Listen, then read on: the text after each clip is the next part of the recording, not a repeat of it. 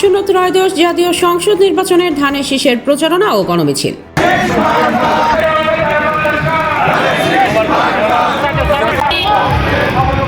জামালপুর ৩ মেলান্দহ মাদারগঞ্জ আসনে ধানের শীষ প্রার্থী জননেতা জনাব মোস্তাফিজুর রহমান বাবুলের নির্বাচনী প্রচারণায় হাজরাবাড়ি পৌর বিএনপির উদ্যোগে এক বিশাল গণমিছিলের আয়োজন করেন।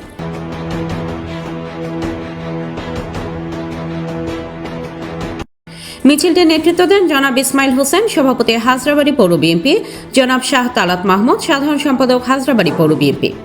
আজকের এই গণমিছিলে অংশগ্রহণ করেন জনাব মোহাম্মদ জিয়াউর রহমান জিয়া, কোষাধ্যক্ষ হাজরাবাড়ি পৌর বিএনপি, জনাব মোহাম্মদ গোলাম মোস্তফা, যুগ্ম সাধারণ সম্পাদক হাজরাবাড়ি পৌর বিএনপি।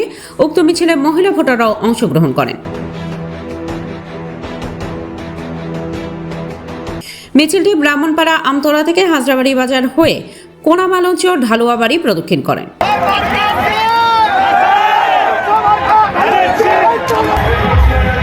মিছিলটি জনসমুদ্রে পরিণত হয়। মিছিলের স্লোগান ধরেন জনাব মুসা মিয়া, ছাত্র বিষয়ক সম্পাদক হাজরাবাড়ি পৌর বিএনপি।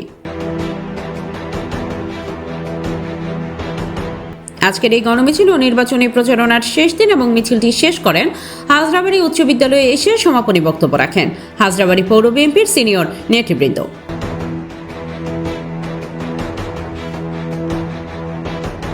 মোহাম্মদ নূরে আলম বাবু, কুমিল্লা ক্রাইম বার্তা।